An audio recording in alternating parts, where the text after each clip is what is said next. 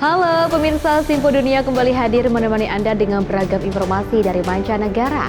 Bersama saya Pesi Rahmadi, ini dia informasinya untuk Anda.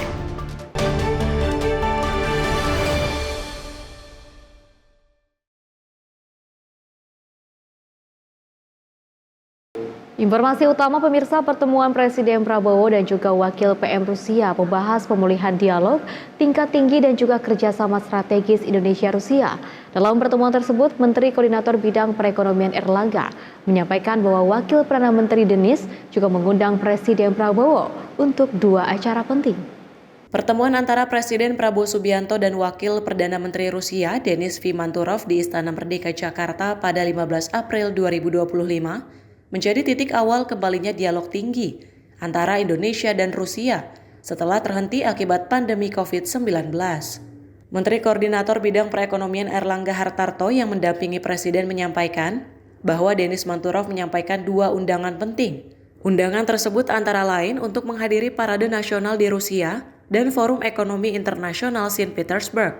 Erlangga menambahkan bahwa forum ini akan menjadi platform strategis untuk memperkuat kerjasama ekonomi dan penandatanganan beberapa nota kesepahaman. Saja Bapak Presiden menerima Deputy Prime Minister pertama Manturov dari Rusia dan sebetulnya DPM Manturov hadir untuk dalam rangka high level dialog dengan Indonesia dan ini sudah kemarin sempat terhenti akibat COVID dan ini akan dimulai kembali. Dan dalam rombongannya kemarin DPM Manturov juga menggelar malam kebudayaan di Raffles Hotel. Nah, kemudian dalam pertemuan tadi DPM Manturov mengundang Bapak Presiden satu untuk hadir dalam parade di Rusia dan yang kedua dalam SPIF St. Petersburg Economic Forum, di mana dalam St. Petersburg Economic Forum itu diharapkan Bapak Presiden bisa hadir dan ada beberapa milestone kerjasama yang akan dibuat Memorandum of Understanding.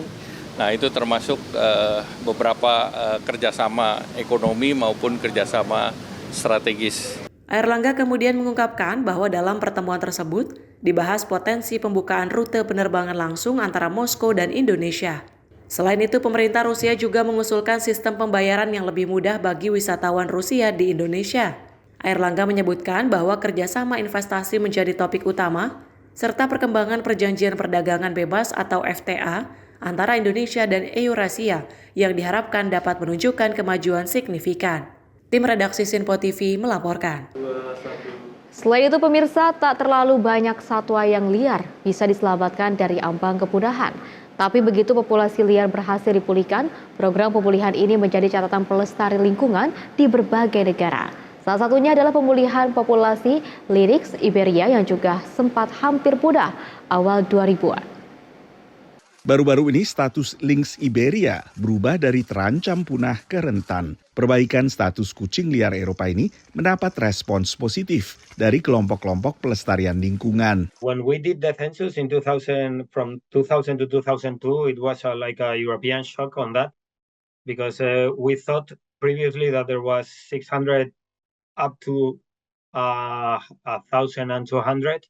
Pada kenyataannya, awal tahun 2000-an hanya ada sekitar 62 Lynx Iberia di habitat aslinya di Spanyol dan Portugal, sehingga masuk daftar merah satwa yang terancam secara kritis. Pelestari lingkungan pun menggulirkan berbagai program pengembangbiakan dan reintroduksi ke alam liar. So the numbers have gone up from 62 back in 2001 to 648 mature individuals in 2022. But in fact, the latest census figures we've just had come into us from last year is that there are now more than 2,000 animals, Iberian lynx, adults and juveniles, in the wild in Spain and Portugal. So really huge success, an exponential increase in the population size. Sejak tahun 2010, 400 lebih Lynx Iberia telah menjalani reintroduksi ke alam liar. Bahkan reintroduksi terus dilakukan belakangan, seperti pelepasan Lynx ini di kawasan Andalusia, Spanyol Selatan pada Februari 2024. La Junta de Andalucía inicia hoy lo que es la suelta de la segunda campaña de la suelta del lince ibérico. Exactamente hoy han sido cinco linces, 4 machos y una hembra. 2 procedentes de Portugal, 2 procedentes de Huelva y una que es la hembra de Cáceres. Meski kini harus tinggal berdampingan dengan satwa buas, warga yang menyaksikan pelepasan lynx ikut senang. Camino que hay si queremos realmente que no se pierda esta especie de animal y que encima se propague, porque hay muchos sitios que potencialmente puede tener linces, ¿no? Y la única solución para que haya es insistir en tenerlo y soltar y solucionar los problemas que se van encontrando. Reintroduksi, lalu satwa hasil penangkaran berkembang biak dengan satwa liar juga menjadi metode di balik pemulihan populasi bison liar di Amerika Serikat yang kemudian ditiru untuk bison Eropa di Polandia, Rumania hingga Inggris.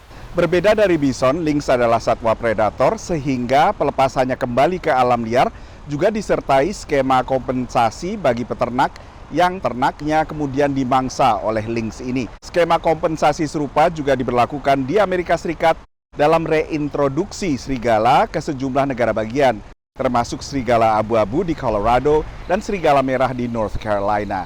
Dari Washington DC, saya Nova Purwadi dan tim VOA. Keluarnya Amerika Serikat dari perjanjian iklim Paris dan mundur dari sejumlah komitmen transisi energi berdampak pada upaya transisi energi negara lain. Meski langkah Presiden Trump ini tak mengejutkan, pakar kekhawatiran dari komitmen transisi energi negara lain termasuk Indonesia dan akan terpengaruh. Explaining that we are withdrawing from the Paris Climate Treaty.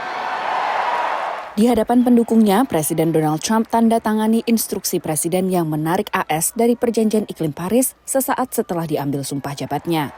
Pandangan kebijakan Trump ini dipaparkan oleh Kepala Badan Perlindungan Lingkungan AS. Our mission is simple but essential: to protect human health and the environment. We must do everything in our power to harness the greatness of American innovation with the greatness of American conservation and environmental stewardship. We must ensure we are protecting the environment while also protecting our economy. Trump juga menarik AS dari sejumlah komitmen upaya transisi energi negara lain, termasuk Kemitraan Transisi Energi yang Adil Indonesia atau JETP Indonesia, yang bertujuan untuk mempercepat transisi energi. Meski demikian, Indonesia tetap berkomitmen untuk melanjutkan mekanisme transisi energi. JETP itu jangan diindikasikan itu hanya Amerika. JETP itu negaranya banyak, dan yang kemarin mendanai yang pertama ke Ijen itu memang dari Amerika. Lalu berikutnya kalau untuk yang di program JETP yang ada Energy Transition Mechanism itu lebih banyak Jepang. Kini, posisi kepemimpinan yang ditinggalkan AS diisi Jerman bersama Jepang. Germany has one of the largest project portfolios dedicated to Indonesia's energy transition and decided to deepen its involvement as co-lead in advancing the partnership's implementation. Gedung Putih tak merespons pertanyaan VOA terkait komitmen iklim Amerika maupun terkait JETP Indonesia usai mundur dari posisi kepemimpinan bersama. Sementara di dalam AS pada masa jabatan keduanya ini, Trump menandatangani instruksi presiden yang mendorong penggunaan kembali bahan bakar fosil, termasuk minyak dan juga batu bara. Salah satu slogan Trump adalah Drill Baby Drill, menyerukan kembali perusahaan minyak untuk mengebor lebih banyak minyak produksi dalam negeri. Meski jumlah investasi transisi energi AS tak besar, pakar menilai mundurnya Amerika dari posisi JETP berpotensi mempengaruhi sikap negara lain dalam memandang urgensi transisi energi. Tapi kalau berbicara global leadership dan juga global diplomasi, sebenarnya ini adalah sebuah kehilangan yang cukup besar ya. Karena tentunya para pemimpin-pemimpin negara tetap akan melihat global optics. Kalau negara besar tidak mau berkomitmen, bagaimana dengan kami? Keterbatasan cara pandang terhadap investasi iklim juga jadi hambatan untuk memajukan upaya ini.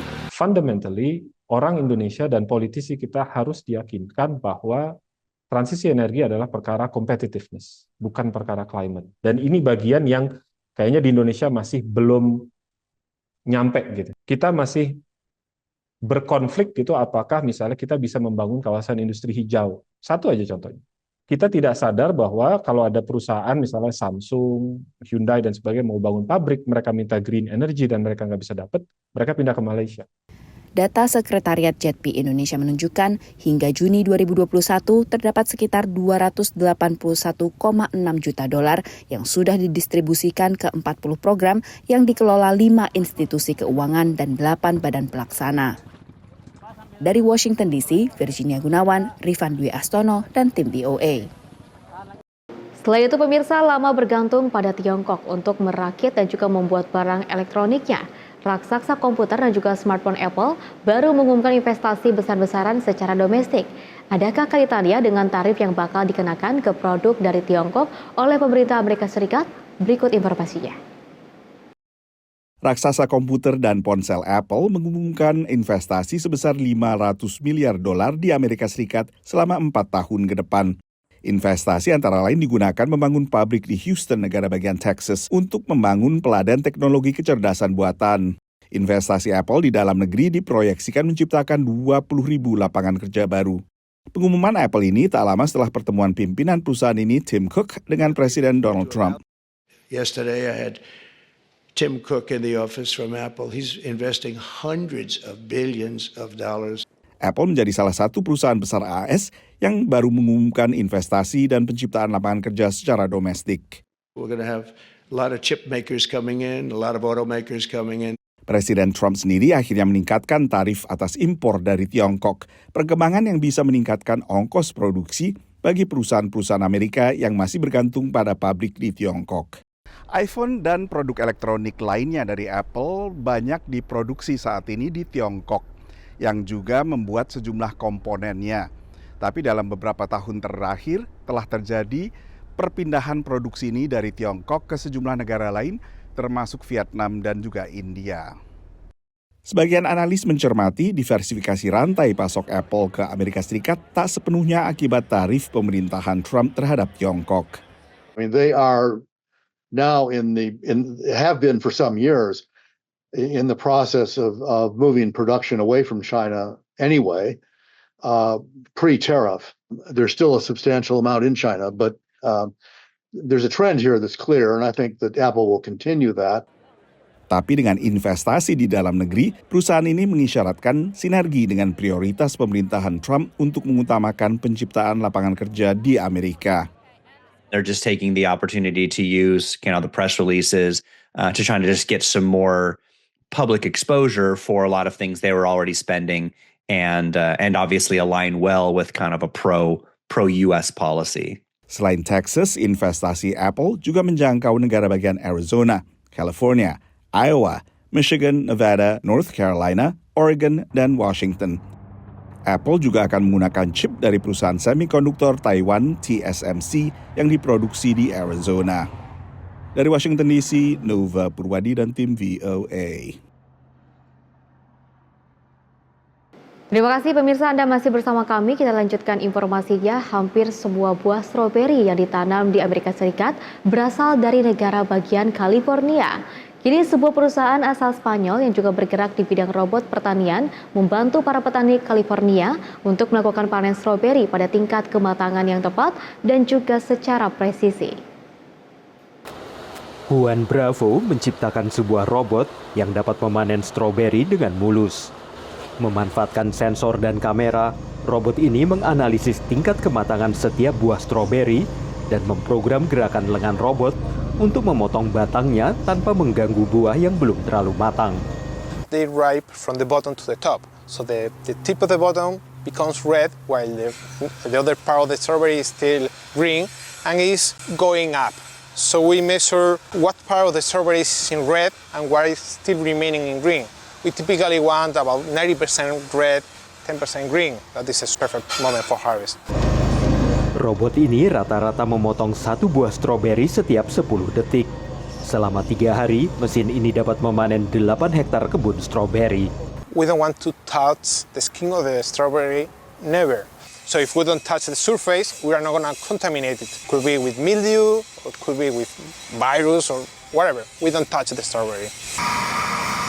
Panen otomatis ini dilengkapi bak vacuum dari AgroBot yang secara harfiah menyedot hama dari semak-semak tanpa merusak buah ataupun menggunakan pestisida.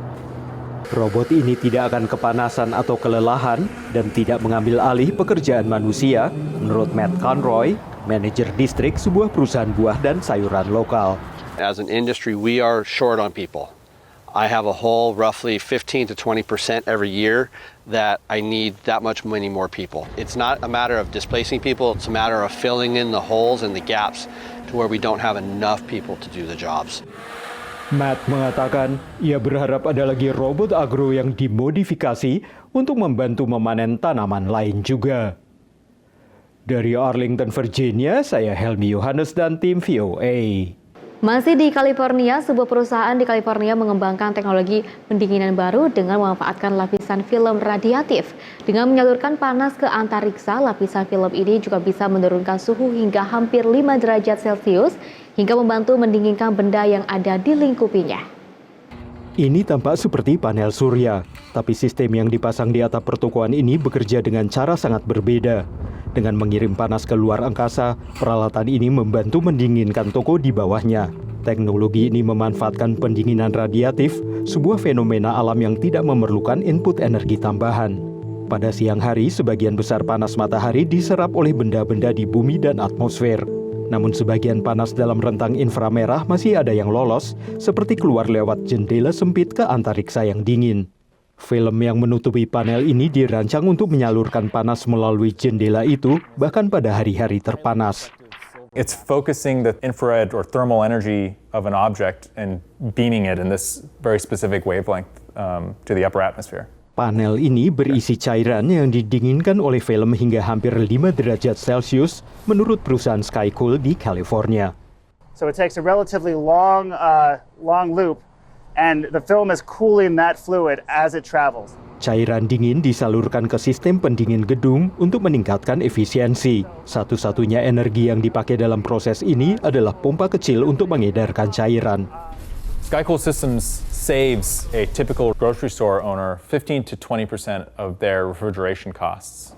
Teknologi pendinginan ini bisa banyak diterapkan. Sebuah proyek di India memasang film pada gerobak penjual dan menurunkan suhu lingkungan di dalamnya untuk membantu mengawetkan buah dan sayuran secara lebih lama. Perusahaan ini juga sedang mengerjakan bahan atap untuk bangunan di negara berkembang yang tidak memiliki pendingin ruangan. If you could cool those buildings without electricity, without water, and get them to a comfortable temperature inside, it has the potential to save lives, dramatically increase productivity around the world. Terobosan dari alat baru ini adalah memanfaatkan jendela sempit keluar angkasa yang dingin untuk mendinginkan planet bumi yang memanas. Dari Arlington, Virginia, saya Helmi Yohanes dan tim VOA. Seorang petani di negara bagian Kerala, India memperkenalkan kambing dari peternakannya bernama Karumbi, di mana secara ukuran merupakan kambing terpendek di dunia dengan tinggi hanya mencapai 40 cm atau 16 inci. Seorang petani di negara bagian Kerala, India menunjukkan kambing hadiahnya bernama Karumbi.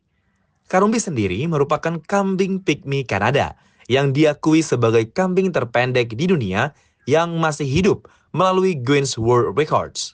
Adapun kambing kerdil asal Kanada ini memang memiliki tubuh kekar dan tubuh kecil secara genetik, di mana Karumbi juga berukuran panjang yang hanya mencapai 13 inci. Di mana petani tersebut menyebut kambing normal tumbuh hingga mencapai 120 cm panjangnya. Itu basically Canadian pygmy എന്ന് പറയുന്ന pygmy goat ആണ്. ഇത് ഒരു 4 years ആயிருக்கு. ഇങ്ക 50 years മുன்னாடி വാങ്ങിயிருக்கு. ഇത് ഇങ്ക ഇവിടെ വീട്ടിലുണ്ടായ കുട്ടിയാണ്. ഇപ്പോൾ now pregnant. ഇപ്പോൾ pregnant തന്നെ. 3 months pregnant തന്നെ. അവളുടെ ബേബി ഇവിടെ ഇരിക്ക്. ഇവളുടെ ഫസ്റ്റ് ബേബി ഇവിടെ ഇരിക്ക്. Dari Jakarta, tim redaksi Sinpo TV.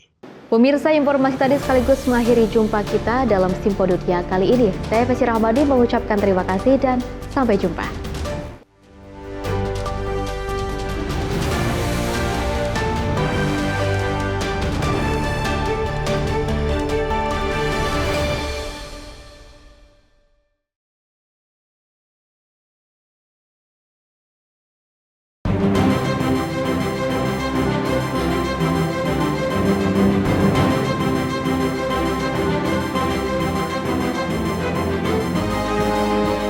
Tempo TV, News, Sport, Entertainment.